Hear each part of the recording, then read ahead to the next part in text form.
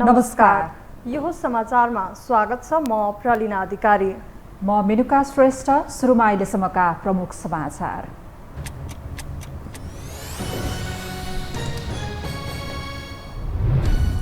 रेशम चौधरी लगायतलाई रिहाई गर्न ल्याइएको अध्यादेशको चौतर्फी विरोध। राजनीतिलाई अपराधीकरण गर्ने काम भएको एमालेको आरोप। अध्ययनमा राष्ट्रपति कार्यालय। समानुपातिक सूची सच्याउन दलहरूलाई दिएको समय सकियो। माओवादी केन्द्र र नागरिक उन्मुक्ति पार्टीले सच्याए सूची। अन्तिम सूची सार्वजनिक गर्ने आयोगको तयारी। सत्ता गठबन्धन शक्ति बाँडफाँडमा अल्झियो। प्रमुख पदमा भागभण्डा नमिल्दा गठबन्धनको भविष्य नै अन्यलमा। माओवादी विहीन समीकरणको छलफलले निकास दिनेमा आशंका। जाजरकोटमा जीव दुर्घटना हुँदा 11 जनाको मृत्यु। प्रहरी घटनास्थलमा पुग्न नसक्दा स्थानीयद्वारा उद्धार कार्य जारी। र राष्ट्रिय क्रिकेट टिमका मुख्य प्रशिक्षक मनोज प्रभाकर जिम्मेवारीबाट हट्दै। जितको नतिजा निकाल्न नसक्नु र खेलाडीसँग सम्बन्ध चिसिनु मुख्य कारण।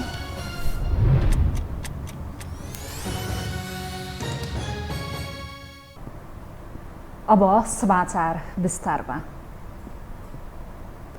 प्रचलित कानुनलाई अध्यादेश मार्फत तोडमोड गर्दै रेशम चौधरी र नेत्र विक्रम चन्द नेतृत्वको नेकपाका कार्यकर्तामाथि लागेको गम्भीर कसुर फिर्ता लिने तयारी गरेपछि सरकारको निर्णय विवादमा परेको छ। नागरिक उन्मुक्ति पार्टीले सरकारमा सहभागी हुन रेशम चौधरीलाई रिहाई गर्नुपर्ने शर्त अघि सारेपछि सरकारले गरेको निर्णय विवादमा परेको हो, जसको विरोधमा रहेकाहरूले यो निर्णय अपराधको राजनीतिकरण भएको संज्ञा समेत दिएका छन्। एक रिपोर्ट।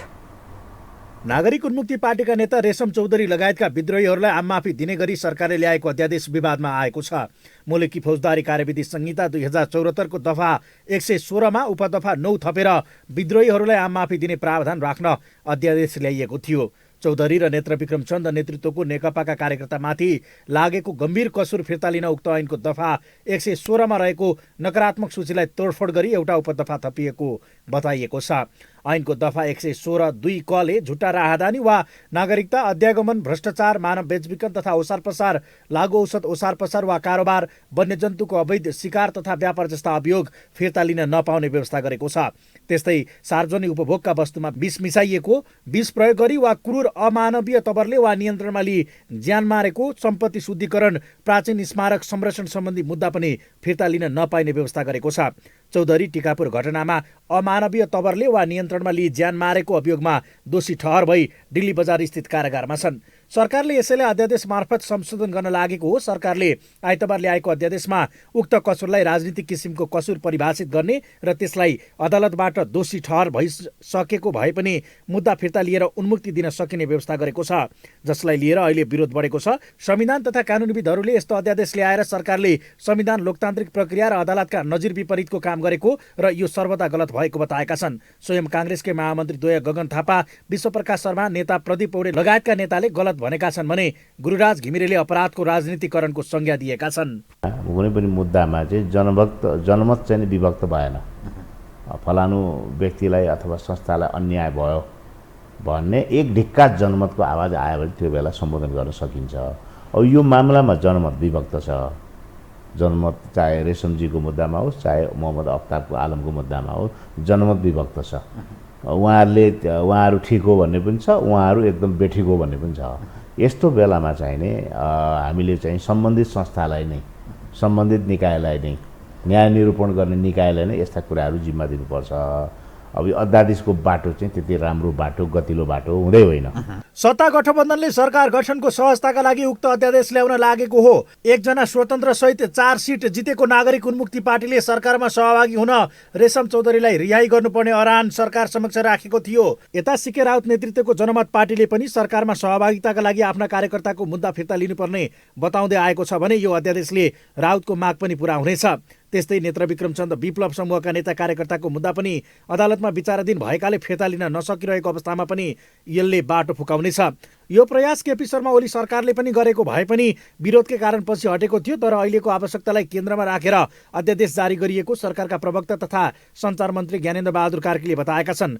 यस अध्यादेशले मुलुकको विकास तथा आन्तरिक एकतामा सबैलाई योगदान गर्न सहज वातावरण बनाउने दावी गरेका उनले यसअघिका सरकारले पनि यो प्रयास गरेको तर्क गरेर पन्सिने प्रयास गरेका छन्। विगतका सरकार, योभन्दा अघिल्ला सरकारले पनि यस किसिमका अध्यादेशहरू जारी गरेको छ। यस किसिमले माफी दिने कुराहरूको सहमति गरेको छ र यो अहिलेको आवश्यकतालाई केन्द्रमा राखेर मुलुकलाई योगदान गर्न चाहने सबैलाई एउटा सहज वातावरण सिर्जना गर्नका निमित्त यो चाहिँ सम्माननीय राष्ट्रपतिमा हामीले मन्त्री परिषदले सिफारिस गरेको छ। नयाँ सरकार गठन भइ नसकेको अवस्थामा सत्ताधारी दलको पक्षमा सरकार बनाउन आवश्यक बहुमत सहज छैन। फलत सदनमा 138 सहितको सहज संख्या पुर्याउन जनमत र नागरिक उन्मुक्तिको समर्थनका लागि गठबन्धनका नेताहरूले प्रयास गरिरहेका छन्, जसमा एउटा पन्थीले रेशम चौधरीको विषयलाई यसअघिबाटै राजनीतिक मुद्दाको रूपमा वकालत गरिरहेका छन् भने चौधरीको पार्टीले पाएको जनमतले पाएको सफलता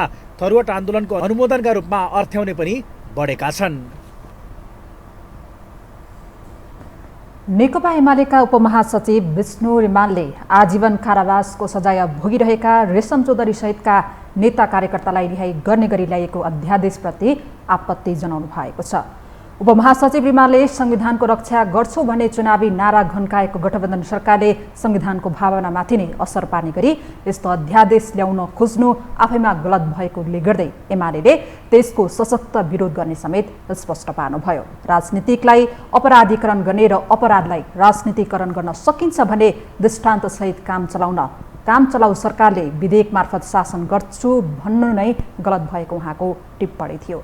उपमहासचिव रिमालले काम चलाउ सरकारलाई कुनै पनि खालको अध्यादेश ल्याउने अधिकार नै नभएको तर्क समेत गर्नुभयो। सरकारले यतिखेरको सरकारले यो 100% काम चलाउ सरकार हो। अहिले भलै भोलि उहाँहरू नै जो प्रधानमन्त्री मन्त्री हुनुहुन्छ त्यही नै हुनु होला, तर अहिले उहाँहरूको हैसियत भनेको काम चलाउ हो। काम चलाउ सरकारले दूरगामी महत्त्वको कुनै पनि काम गर्नु हुँदैन। त्यसमा चाहिँ अध्यादेश जस्तो चाँडै नै संसद बन्दैछ, नयाँ सांसदहरू चुनेर आइसकेका छन्, पहिलेका सांसदहरू भूतपूर्व भइसकेका छन्। यस्तोमा चाहिँ अध्यादेश मार्फत शासन गर्छु भनेर सोध्नु नै आफैमा गलत हो। त्यसमाथि पनि नारा लगाएको, चुनावको बेला नारा लगाउने गठबन्धन उसले के को लागि भोट मागेको भन्दाखेरि संविधानको रक्षा गर्नको लागि, के को लागि प्रतिगमनको विरुद्धको लागि भनेर भन्नुभएको उहाँहरूले है।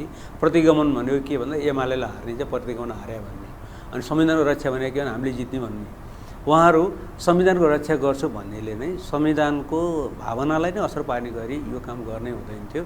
त्यो मन्त्रीमण्डलले निर्णय, मन्त्री परिषदले निर्णय गर्यो भने सुनेका छौँ हामीले।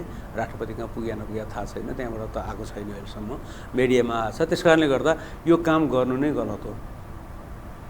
उपमहासचिव रिमालले जेलभित्र रहेका राजनीतिक बन्दीलाई रिहाई गर्ने नाममा इटा भट्टामा मान्छे मारेको आरोप लागेका कांग्रेस नेता मोहम्मद अफ्ताब आलमलाई आम माफी दिन सो अध्यादेश ल्याउन सरकार लागि परेको गम्भीर शंका समेत व्यक्त गर्नुभयो। यसैबीच सरकारले ल्याएको अध्यादेश आज मात्र राष्ट्रपति कार्यालय पुगेको छ। निर्वाचन आयोगले समानुपातिक निर्वाचन प्रणालीको बन्द सूचीको विवरण सच्याउनका लागि दिएको दलहरूलाई समय सीमा सकिएको छ। यसबीचमा माओवादी केन्द्र र नागरिक उन्मुक्ति पार्टीले प्रदेशको समानुपातिक सांसदको सूची सच्याएर निर्वाचन आयोगमा पठाएका छन्। माओवादी केन्द्रले बागमतीमा डोल्मा थामीको नाम हटाएर भुवन केशरी श्रेष्ठको नाम हालेर पठाएको छ। यस्तै लुम्बिनीमा भक्ति प्रसाद आचार्यको नाम हटाएर मीना बुढा मगरको नाम पठाएको छ। नागरिक उन्मुक्ति पार्टीले मध्य प्रदेशमा रामचन्द्र चौधरीको नाम हटाएर उर्मिला देवी सिंहको नाम पठाएको छ। आयोगले समानुपातिक सांसदको अन्तिम नामावली सार्वजनिक गर्ने तयारी पनि थालेको छ।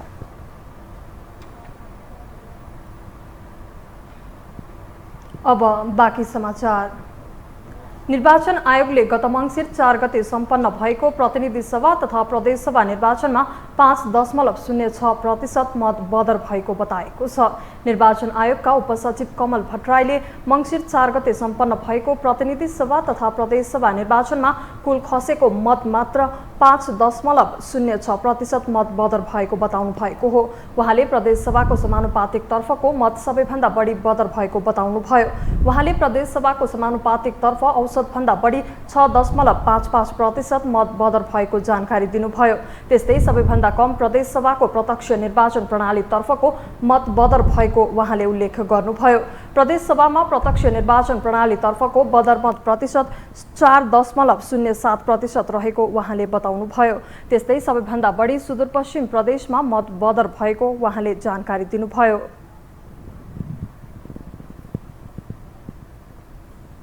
हामीलाई प्राप्त तथ्याङ्क अनुसार बदर मत पनि यो निर्वाचन पिछेका फरक छन्। भनेको हामीले प्रतिनिधि सभा सदस्य र प्रदेश सभा सदस्यको त्यसमा पनि पहिलो हुने निर्वाचित हुने निर्वाचन प्रणाली र समानुपातिक निर्वाचन प्रणालीतर्फको फरक मतपत्रहरूको चाहिँ बदर मतको प्रवृत्ति एनालाइसिस गरेका छौँ। त्यसरी हेर्दाखेरि पहिलो हुने निर्वाचन प्रणालीतर्फ प्रतिनिधि सभामा बदर मत 5.06% छ भने प्रतिनिधि सभा तथा प्रतिनिधि सभा सदस्यको समानुपातिक निर्वाचन प्रणालीतर्फ 5.09% छ। यो पहिलो हुने हुने प्रणालीभन्दा समानुपातिक निर्वाचन प्रणालीमा केही प्रतिशत चाहिँ मत बदर बढी भएको छ। उहाँले समग्र 61.41% मतदान भएको जानकारी दिनुभयो। सबैभन्दा बढी मध्य प्रदेशमा 65.77% र सबैभन्दा कम सुदूरपश्चिम प्रदेशमा 57.80% मतदान भएको उहाँको भनाइ छ। आम निर्वाचन अघि सिट बाँडफाँडमा अल्झिएको सत्ता गठबन्धन निर्वाचनपछि भने शक्ति बाँडफाँडमा अल्झिएको छ। शक्ति सन्तुलनमा प्रमुख पदमा भागबण्डा नमिल्दा गठबन्धनको भविष्य नै अन्योलमा परेको छ। एक रिपोर्ट। सत्ता गठबन्धनका प्रमुख तीन दल नेपाली काङ्ग्रेस, नेकपा माओवादी केन्द्र र नेकपा एकीकृत समाजवादी पार्टी यतिखेर सरकारमा पुग्न हरसम्भव प्रयास गरिरहेका छन्। उनीहरूको तिगडम सरकारमा पुग्नेमा मात्रै छैन, शक्तिको केन्द्र मानिने उच्च पदमा को बस्ने भन्नेमा पनि रहेको छ। राष्ट्रपति, उपराष्ट्रपति, प्रधानमन्त्री, सभामुख र उपसभामुख जस्ता उच्चस्थ पदमा भागबण्डा नमिल्दा गठबन्धनको गाँठो जेलिएको छ। निर्वाचनको परिणाम आएको एक सातापछि गठबन्धनको बैठक एकपटक बसे पनि दलहरूबीच सहमति नजुट्दा अर्को बैठक बस्न सकेको छैन। माओवादीको पहिलो प्राथमिकता प्रधानमन्त्रीमा छ। त्यस्तै काङ्ग्रेस पनि प्रधानमन्त्री त छोड्ने दाउमा छैन नै, राष्ट्रपति या सभामुख मध्ये एक पदमा पनि दाबी गरिरहेको छ। विगतमा 23 सिटे काङ्ग्रेसलाई प्रधानमन्त्री बनाएको कारण अब काङ्ग्रेसले भद्र सहमतिको पालना गर्नुपर्ने बहस पनि छ। पहिलो बैठकपछि नै अनिश्चितताको कुरा गरिरहेको प्रचण्ड संसदीय दलमा नेताको टुङ्गो नलागेसम्म बाँकी छलफल अघि बढ्न नसक्ने बताइरहेका छन्। अब निर्वाचन आयोगले राष्ट्रपति कार्यालयमा यो निर्वाचितहरूको लिस्ट बुझाएपछि संसदीय दलको नेता चुनिएपछि मात्रै सरकारबारे छलफल हुन्छ। सत्ता समीकरणमा यही गठबन्धनलाई निरन्तरता दिन चाहेका देउवाले आफू प्रधानमन्त्री बन्नेमा मात्रै होइन, पद टिकाइरहनका लागि पनि चाल चलिरहेका छन्। प्रधानमन्त्रीसँगै सदनको अस्थिर अङ्कगणितमा राष्ट्रपति या सभामुख आफ्नै पार्टीबाट बनाउन पाए पार्टीलाई दिगो फाइदा हुने र पार्टीको आन्तरिक व्यवस्थापन पनि मिलाउन सहज हुने बुझाइमा उनी छन्। नातामा ज्वाइँ ससुरा पर्ने काङ्ग्रेसका महामन्त्री गगन थापा र अर्जुन नरसिंह केसी एउटै पक्षधरका सांसद हुन्। यदि गगन प्रधानमन्त्री नहुने हो भने सभामुख केसीको भागमा पर्ने निश्चित छ। देउवा पार्टीभित्रको भागबण्डा पनि गठबन्धनसँगै मिलाउने दाउमा छन्। यता काङ्ग्रेसबाट संसदीय दलको नेता देउवा नै हुने निश्चित बनेको छ। र संसदीय दलमा हाम्रो गणित, प्रतिनिधि सभाको गणित हेर्दाखेरि शेरबहादुर दाइले सहजै जित्ने अवस्था देखिन्छ उहाँले। किनभने उहाँले वितरण गरेको चाहिँ उम्मेदवारीको लिस्ट, टिकट वितरण भनौँ न, र समानुपातिकमा उहाँले राख्नुभएका साथीहरूको सङ्ख्या, दुवै सङ्ख्या चाहिँ जोड्दाखेरि अहिले सर्लङ्गै यसमा चाहिँ अलमलिने ठाउँै छैन, अलमलिनै पर्दैन कि उहाँले जित्नुहुन्छ। सरकार जुनसुकै बेला पनि धरापमा पर्न सक्ने बुझेको काङ्ग्रेसले राष्ट्रपति या सभामुख एउटै भयो भने काङ्ग्रेसलाई चेक एन्ड ब्यालेन्स गर्न पनि सहज हुने ठानेको छ। निर्वाचन आयोगले आएको अन्तिम मत परिणाम राष्ट्रपतिलाई बुझाएको 30 दिनभित्र सरकार गठन गर्नुपर्ने संवैधानिक व्यवस्था छ। तर सबै दलका हानाथापले शक्ति बाँडफाँड राम्रोसँग हुन नसक्दा गठबन्धनको गाँठो अल्झिएको छ। शक्ति सन्तुलनमा प्रमुख पदमा भागबण्डा नमिल्दा नयाँ सरकारको प्रक्रिया लम्बिने देखिन्छ। यो टेलिभिजनका लागि निरज कोइराला, काठमाडौँ। गत 4 मङ्सिरमा सम्पन्न प्रतिनिधि सभा सदस्य निर्वाचनमा कुनै पनि राजनीतिक दलले बहुमत ल्याउन सकेनन्। फलत सम्भावित समीकरणबारे छलफल सुरु भए पनि हालसम्म कुनै पनि दलले सरकार गठनका लागि आवश्यक पर्ने साधारण बहुमत 138 सांसदको समर्थन जुटाउन सकेको छैनन्। सत्तारूढ गठबन्धनभित्र सरकार गठनका विषयमा एकमत नरहेको अवस्थामा बालुवाटार माओवादी विहीन समीकरणको छलफलमा लागेको हो। एक रिपोर्ट। समानुपातिक तर्फको नाम समेत सिफारिस गरिसकेका दलहरू अब सरकार गठनको रस्साकसीको विषयतर्फ उन्मुख भएका छन्। तर हालसम्म कुनै पनि दलले सरकार गठनका लागि आवश्यक पर्ने साधारण बहुमत 138 सांसदको समर्थन जुटाउन भने सकेका छैनन्। तर गठबन्धनलाई कायम राख्ने भन्ने घटक दलहरूले यसअघि नै सहमति गरेका कारण बालुवाटार यति बेला सत्ता समीकरणको छलफलमा छ। सत्तारूढ गठबन्धनभित्र नै सरकार गठनका विषयमा एकमत भने छैन। गठबन्धनको नेतृत्व गरेको तथा अहिलेको ठूलो दल काङ्ग्रेसभित्रै अब नेतृत्वमा पुस्तान्तरण हुनुपर्ने विषयले दबाव बढाएको छ भने माओवादी नयाँ सरकार गठनमा पर्खर हेरेको अवस्थामा छ। सरकारको नेतृत्व गर्न जुन दलले दिन्छ उसैलाई समर्थन गरेर आलो पालो सरकार गठनमा जाने माओवादी केन्द्रको तयारी छ, जसकारण प्रधानमन्त्री तथा काङ्ग्रेस सभापति शेरबहादुर देउवा आफ्नै पार्टीको गगन समूह र प्रचण्डको इच्छाको चेपुवामा पर्दा माओवादी विहीन समीकरणको चर्चा सुरु भएको छ। अबको संसदमा 12 दलको प्रतिनिधित्व सुनिश्चित भएको छ भने 5 जना स्वतन्त्र सांसद पनि संसद भवन छिर्दैछन्, जसले त्रिशङ्कु संसद निर्माण हुँदा गठबन्धन भोलिको हितलाई समेत ध्यानमा राखेर निर्माण गर्नुपर्ने दबावमा पनि देउवा छन्। तर माओवादीले प्रधानमन्त्री नपाए राष्ट्रपति र सभामुख चाहिने बार्गेनिङ थालेपछि यो समीकरणबारे छलफल सुरु भएको हो। काङ्ग्रेस, राष्ट्रिय स्वतन्त्र पार्टी, राष्ट्रिय प्रजातन्त्र पार्टी, जनता समाजवादी पार्टी, लोकतान्त्रिक समाजवादी पार्टी र नागरिक उन्मुक्ति पार्टी गरेर 143 सिट पुग्छ। यसो हुँदा नेकपा माओवादी केन्द्रलाई बाहिर राखेर काङ्ग्रेसले सरकार बनाउन सक्छ। यो विधि अपनाए पार्टीभित्रैबाट भइरहेको पुस्तान्तरणको दबाव र प्रचण्ड प्रधानमन्त्री हुने सपनाको बीचमा चेपुवामा परेका प्रधानमन्त्री तथा नेपाली काङ्ग्रेसका सभापति देउवालाई एउटा बाधा हट्नेछ, जसले वाम एकताको खतरा हुने भए पनि आफू सरकारमा नजाने एमालेको बोलीले पनि देउवालाई राहत दिएको छ। हाम्रो उद्देश्य के हुँदैन भन्दाखेरि काम गर्न नदिएर चाहिँ असफल भयो भन्ने बनाउने होइन, काम गर्न दिनुपर्छ। तर सफल हुने बाटो के हो भन्ने कुरा देखाउनुपर्छ। सफल हुने बाटो भनेको चाहिँ विकास र समृद्धिका लागि बलियो राष्ट्रिय शक्ति र राजनीतिक स्थायित्व हो। यो दुईटा चिज अपरिहार्य हुन्छ। त्यस अर्थमा जसले काम गरे पनि, जसले नेतृत्व गरे पनि उनीहरू एजेन्डा आधारित हुन्, स्वार्थको सम्झौतामा गठबन्धन होइन। एजेन्डा आधारित गठबन्धन बनाएर जाने कोसिस गरौँ। उनीहरूले गर्न सकेनन् भने हामीले पनि कोसिस गरौँला।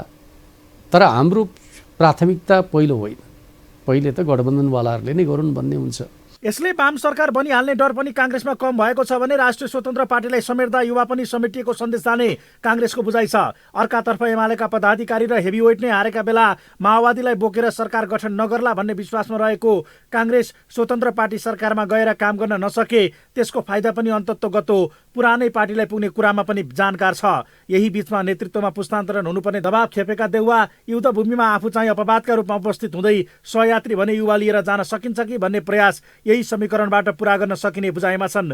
जुन प्रयासले मृत रूप पाउला नपाउला अहिले नै भन्न नसक्ने भए पनि प्रचण्डमा भने दबाव पर्ने कुराको फाइदा पनि देउवामा छ। यही बीचमा राष्ट्रिय स्वतन्त्र पार्टीमा समानुपातिक सांसद सिफारिस गर्दा भएको विवाद थम्थम्याउन पार्टी सत्तामा गएपछि व्यवस्थापन गरिने आश्वासन दिएको खबर बाहिरिँदा यो दल पनि सत्तामा जाने पक्षमा रहेको बुझिन्छ। विदेशमा बस्ने नेपालीलाई भोट हाल्ने अधिकार, भ्रष्टाचार नियन्त्रण र विश्वविद्यालय क्षेत्रको सुधारसहितका एजेन्डा अघि सारेको उसले आफ्ना एजेन्डा पूरा भए सरकारमा जाने बताइरहेको छ। यद्यपि बाहिर भने राष्ट्रिय स्वतन्त्र पार्टीका नेताहरूले दुवै विकल्प खुल्ला रहेको बताउँदै आएका छन्। फ्रेस छ, इन्टेलिजेन्ट, देशलाई के गर्छु भन्ने एउटा सेक्रिफाइस गरेर आएको युवालाई चाहिँ सरकारमा लानुपर्छ भन्ने कुरा उहाँहरूलाई अवसर दियो भने देश बन्छ कि भन्ने हाम्रो आशा हो। र अहिले अब हाम्रो टिमै नै हामी एक ठाउँमा भेला भइसकेको छैनौँ। त्यो हाम्रो राष्ट्रिय स्वतन्त्र पार्टीको हाम्रो टिमले निर्णय गर्ने कुरा हो। एकजनाले निर्णय गरेर हुँदैन, राष्ट्रिय स्वतन्त्र पार्टीले निर्णय गर्नुपर्छ।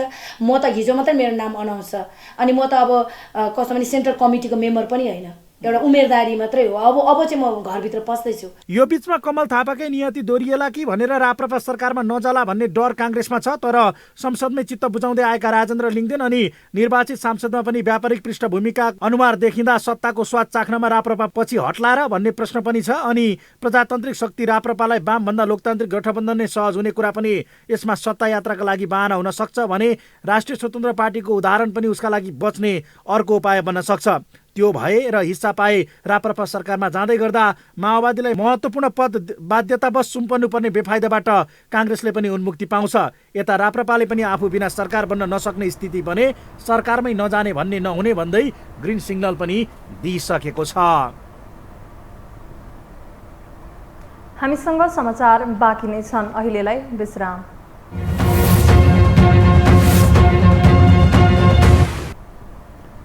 विश्रामपछि स्वागत छ। अब बाँकी समाचार। जाजरकोटमा आज दिउँसो जीव दुर्घटना हुँदा 11 जनाको मृत्यु भएको छ। कर्णाली प्रदेश 2001-0429 नम्बरको जीव छेडा गाउँ नगरपालिका वडा नम्बर 4 र 5 को बीचमा पर्ने भिरपाटीमा सडकबाट तल खस्दा 11 जनाको मृत्यु भएको हो। दुर्घटनास्थल निकै दुर्गम रहेकोले प्रहरी पुग्न सकिरहेको छैन। स्थानीयको पहलमा घाइतेहरूको उद्धार कार्य जारी छ। थप विवरण आउन बाँकी रहेको छ।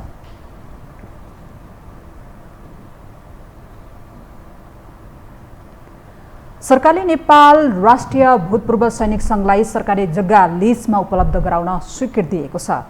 सोमबार मङ्सिर 25 गते बसेको मन्त्री परिषद बैठकका निर्णय सुनाउँदै सरकारका प्रवक्ता एवं सञ्चार तथा सूचना प्रविधि मन्त्री ज्ञानेन्द्र बहादुर कार्कीले यस विषयको जानकारी दिनुभएको हो। उहाँका अनुसार सरकारले सार्वजनिक संस्थान सुझाव समितिलाई थप प्रभावकारी र समावेशी बनाउन 2 जना महिला सदस्य थप गर्ने, गोदक स्वयंसेवक 132 केबी प्रसारण गोदक स्वेक 132 केबी प्रसारण आयोजनाका लागि जग्गा प्राप्ति गर्ने र प्रारम्भिक कारबाही चलाउने, अधिकारी तोक्ने मुलुकी फौजदारी कार्यविधि संहिता पहिलो संशोधन अध्यादेश 2079 जारी गर्न सम्माननीय राष्ट्रपति समक्ष सिफारिस गर्ने निर्णय गरेको छ। त्यस्तै कालीगण्डकी कोरिडोर न्यू बुटोल बर्दघाट आयोजनाको 220 केबी प्रसारण लाइनको लागि वन क्षेत्र प्रयोग गर्न स्वीकृति दिने पनि मन्त्री परिषद बैठकले निर्णय गरेको छ।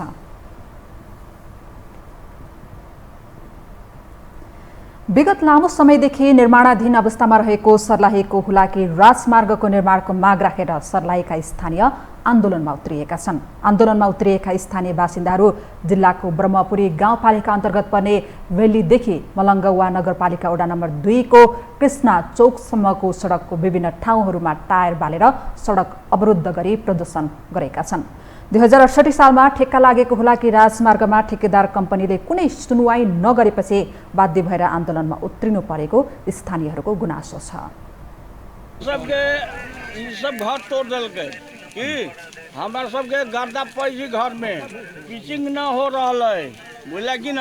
एहि लेल हम सब जनता सब मिल के आ विरोध कैले छियै।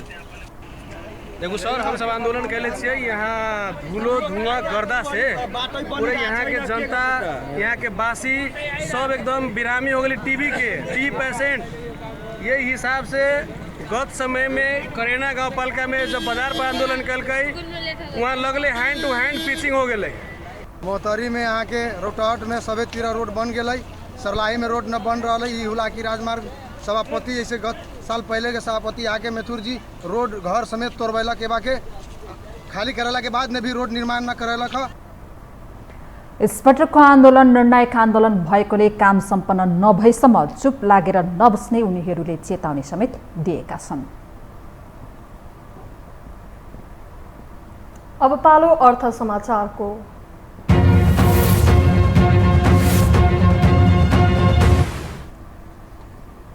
नेपाल राष्ट्र बैंकले सम्पत्ति शुद्धिकरण निवारण सुपरिवेक्षण प्रभावकारी बनाउनको लागि छुट्टै सम्पत्ति शुद्धिकरण निवारण सुपरिवेक्षण महाशाखा स्थापना गर्ने भएको छ।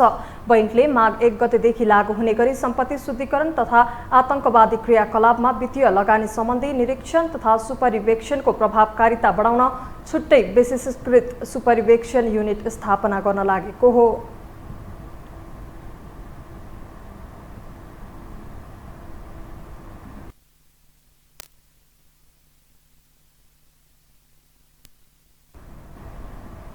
निवारण सम्बन्धी सुपरिवेक्षण गर्नका लागि एउटा छुट्टै विशिष्टीकृत महाशाखा स्थापना हुने भन्ने निर्णय भएको छ र त्यो कार्यान्वयनको प्रक्रिया अगाडि बढाइएको छ।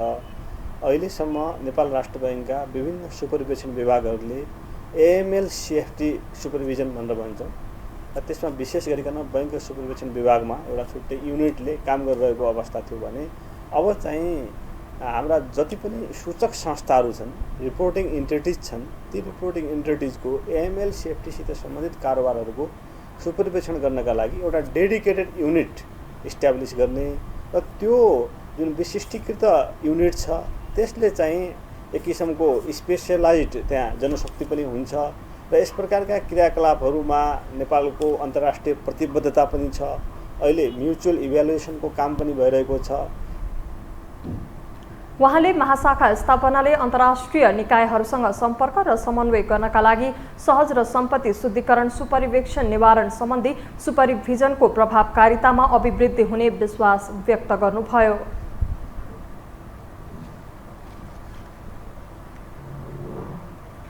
साताको दोस्रो कारोबारको दिन आज नेप्से परिसूचक दोहोरो अङ्कले बढेको छ। आज नेप्से परिसूचक अङ्क 16.95 अङ्कले बढेर 1902.27 बिन्दुमा पुगेको छ। आज कारोबारमा आएको 245 कम्पनीको 44,70,625 किता सेयर 1,36,60,10,464 रुपैयाँ बराबरको कारोबार भएको छ। आइतबारको तुलनामा आज कारोबारको रकम समेत बढेको छ।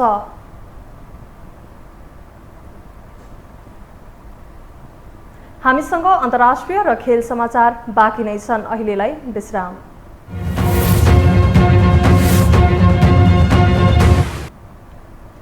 विश्रामपछि पुनः स्वागत छ। अब पालो अन्तर्राष्ट्रिय समाचारको।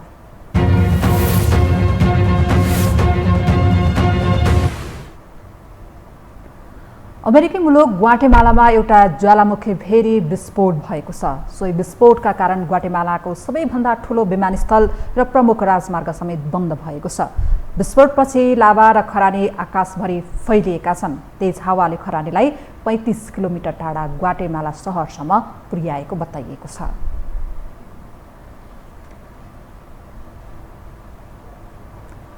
हाइटीमा हैजाको प्रकोपबाट सयौंको संख्यामा मृत्यु भइसकेको छ। पछिल्लो समय मात्र हैजाका हजारौं बिरामी फेला परेका छन्। एक रिपोर्ट। हाइटीमा हैजाको प्रकोपबाट धेरैको मृत्यु भइसकेको छ। सुरक्षित पिउने पानी वा अपर्याप्त सरसफाईको अभावमा मानिसहरू हैजाको जोखिममा परेका छन्। हैजाको विभिन्न अफवाहहरू समेत फैलिने गरिएको छ। विश्व स्वास्थ्य संगठनका अनुसार विकासोन्मुख मुलुकमा हैजा एक घातक रूपमा देखा परेको छ।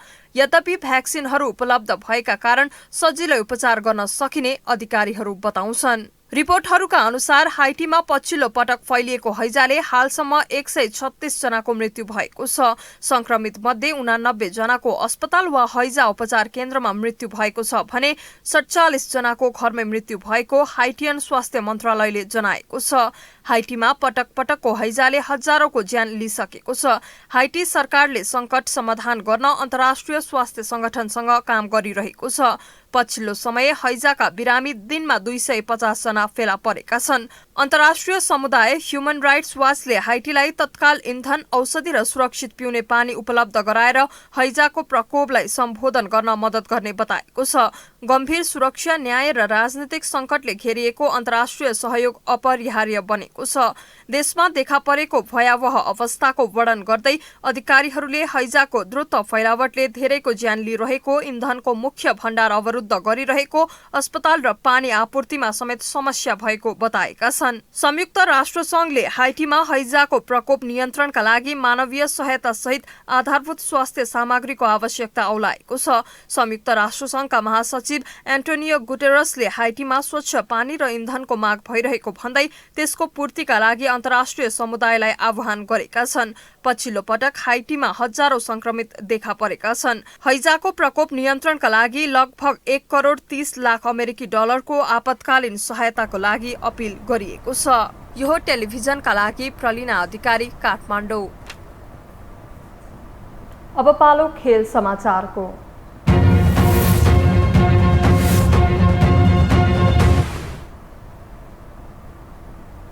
नेपाली राष्ट्रिय क्रिकेट टिमका मुख्य प्रशिक्षक मनोज प्रभाकर जिम्मेवारीबाट हट्ने भएका छन्। टोली समीकरण नमिलाएको कारण जितको नतिजा निकाल्न नसकेका कारण प्रभाकर पदबाट हट्न लागेको क्यानका एक पदाधिकारीले जनाएका छन्।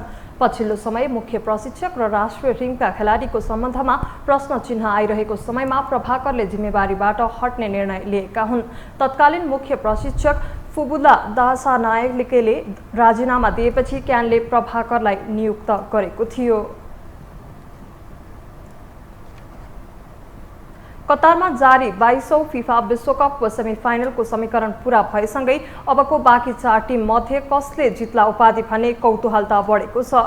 साथै उपाधि पछिको आकर्षक मानिने गोल्डन बुट कुन खेलाडीले हात पार्छन् भन्ने विषय चाखपूर्ण बनेको छ। एक रिपोर्ट। यसपटकको विश्वकप रोमाञ्चकसँगै आश्चर्यजनक बनिरहेको छ। खेलका नतिजा अनुमान गरे भन्दा फरक आइरहेका छन्। उपाधि दावेदार मानिएका र नाम चलेका खेलाडीहरू एकाएक प्रतियोगिताबाट बाहिरिएका छन् भने नयाँ टिमले पनि इतिहास बनाइरहेका छन्। क्वार्टर फाइनलमा 8 खेल सकिएपछि कतार विश्वकपले सेमी फाइनल पुग्ने 4 टिम पाइसकेको छ। सर्वाधिक 5 पटकको विश्वकप विजेता ब्राजिल क्वार्टर फाइनलबाटै बाहिरियो भने मोरक्को अफ्रिकाबाट विश्वकप सेमी फाइनल पुग्ने पहिलो टिम बन्यो। अबको बाँकी 4 खेल मध्ये कसले उपाधि जित्ला भन्ने कौतूहलता झन बढेको छ। यसपटक नयाँ टिम विजेता होला वा पुरानै टिमले उपाधि चुम्ला त्यसका लागि पुस 3 गतेसम्म कुर्नुपर्ने हुन्छ। उपाधि दावेदार मानिएका ब्राजिलसँगै Portugal, Netherlands, England, Germany, Spain लगायतका टिमहरू प्रतियोगिताबाट बाहिरिएका छन्। यसपटक सेमिफाइनलसम्म पुग्दा सबैभन्दा ठूलो सरप्राइज भने मोरक्कोले दिएको छ। पूरा अफ्रिकाको प्रतिनिधित्व गर्दै मोरक्कोले सेमिफाइनल पुगेर इतिहास रचेको छ। सेमिफाइनल पुगेका मध्ये 2 पूर्व विजेता छन् भने 2 टिमले उपाधि जितेका छैनन्। अर्जेन्टिना र फ्रान्सले उपाधि जितिसकेका छन् भने क्रोएसिया साबिक उपविजेता हो। मोरक्को नयाँ टिम हो। अब फाइनल समीकरण जस्तो पनि बन्न सक्छ। 2 पूर्व विजेता वा 2 उपाधि जित्न बाँकी टिम फाइनल पुग्न पनि सक्छ। यदि क्रोएसिया र मोरक्को फाइनलमा पुगेमा विश्वकपले 12 वर्षपछि नयाँ विजेता पाउनेछ। सेमिफाइनल पुग्ने मध्ये फिफा वरियतामा सबैभन्दा माथि रहेको टिम अर्जेन्टिना हो। 2 पटक उपाधि विजेता अर्जेन्टिना 36 वर्षपछि पहिलो विश्वकप जित्ने लक्ष्यमा रहेको छ। अर्जेन्टिना सन् 2014 मा ब्राजिलमा भएको विश्वकपमा फाइनल पुगेको थियो, तर जर्मनीसँग पराजित भयो। त्यसको 8 वर्षपछि अर्जेन्टिना सेमिफाइनल पुगेको थियो। 2018 को विश्वकपमा अन्तिम 16 मा फ्रान्ससँग पराजित हुँदै बाहिरिएको थियो। यस्तै ब्राजिलको उत्कृष्ट अट्याकलाई समेत रोकेको क्रोएसिया यस विश्वकपमा पेनाल्टी किङको रूपमा देखा परेको छ। लगातार दोस्रो पटक विश्वकपको सेमिफाइनल पुग्दा क्रोएसियाले नकआउट चरणमा 2 खेल पेनाल्टी सुटआउटमै जितेको छ। 4 वर्षअघि रुसमा भएको विश्वकपमा पहिलो उत्कृष्ट प्रदर्शन गर्दै फाइनल पुगेको थियो, तर फ्रान्ससँग पराजित हुँदा क्रोएसिया उपविजेतामै सीमित भयो। भेटरान मिडफिल्डर लुका मोड्रिचको प्रेमदायी प्रदर्शन र नेतृत्वमा क्रोएसियाले प्रदर्शनलाई एक रूप दिएको छ र विपक्षी टिमको लागि चुनौती बनिरहेको छ। यो त पहिलो पटक विश्वकपको सेमिफाइनल पुग्ने टिमको रूपमा मोरक्कोले इतिहास बनाएको छ। सेमिफाइनल पुग्ने 4 मध्ये फिफा वरियतामा मोरक्को सबैभन्दा पछि अर्थात् 22औं स्थानमा छ। तर कतारमा मोरक्कोको प्रदर्शन उत्कृष्ट छ। मोरक्कोले यसअघि सन् 1986 मा विश्वकपको समूह चरण पार गरेको थियो, तर त्यसको 36 वर्षपछि मोरक्कोले झन् धेरै सफलता हासिल गरिसकेको छ। मोरक्कोलाई यसपटक विपक्षीले अहिलेसम्म गोल हान्न सकेको छैनन्। ठूलो टिमलाई हराउने क्रममा मोरक्कोले क्वार्टर फाइनलमा पोर्चुगललाई 1-0 स्तब्ध पार्दै इतिहास रच्यो। अब त्यसलाई सेमिफाइनलमा पनि कायम राख्दै मोरक्कोले फाइनल पुगेर नयाँ इतिहास रच्ने लक्ष्य राखेको छ। पछिल्ला केही विश्वकपमा साबिक विजेताहरू प्रदर्शन खराब गरेको अवस्थामा फ्रान्सले भने त्यसको ठिक विपरीत साबिक विजेताको रूपमा यसपटक राम्रो प्रदर्शन गरिरहेको छ। ब्राजिल अर्जेन्टिनापछि फ्रान्सलाई यसपटक उपाधि दावेदारको रूपमा हेरिएको छ। फ्रान्स 1962 मा ब्राजिलपछि विश्वकप उपाधि रक्षा गर्ने पहिलो टिम बन्ने लक्ष्यमा रहेको छ। किलियन एम्बापेको साथ पाएको फ्रान्सले सेमिफाइनल पुग्दै आफ्नो लक्ष्यको करिब नजिक पुगेको छ। क्वार्टर फाइनलमा अर्को पूर्व विजेता इङ्ल्यान्डलाई पराजित गर्दै फ्रान्सले अन्तिम 4 मा स्थान पक्का गरिसकेको छ। केही खेलाडी घाइते हुँदा पनि फ्रान्सको अट्याक उत्कृष्ट छ। किलियन एम्बापे 5 गोल गर्दै सर्वाधिक गोल गर्नेमा अगाडि छन्। अब फ्रान्स उपाधि रक्षाबाट 2 खेल टाढा छ। यो हो टेलिभिजनका लागि मिङमा शेर्पा, काठमाडौँ। यससँगै हामी यो समाचारको अन्त्यमा आइपुगेका छौँ। बिदा हुन अघि प्रमुख समाचार पुनः एक पटक।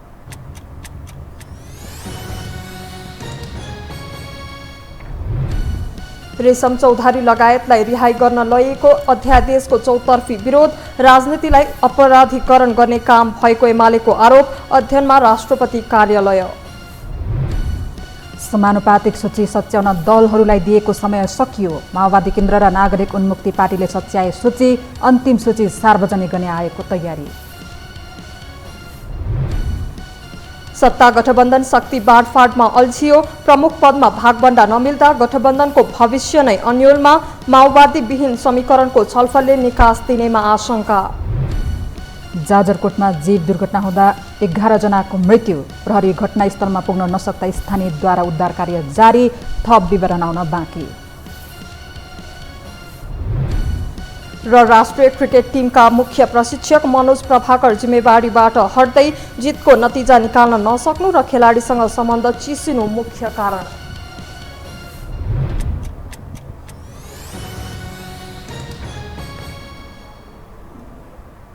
हवस् त यो समाचार सकियो। समाचार बुलेटिनका साथै यो टेलिभिजनका सम्पूर्ण कार्यक्रम यो टेलिभिजन.com, यो खबर.com, युट्युब र फेसबुकमा पनि पढ्न र हेर्न सक्नुहुनेछ। मोबाइलमा यो टिभी एप डाउनलोड गरी हामीलाई प्रत्यक्ष हेर्न सक्नुहुनेछ। तथ्यसहितको निष्पक्ष समाचार तथा मनोरञ्जनका लागि हेर्दै रहनुहोला यो टेलिभिजन। नमस्कार। नमस्कार।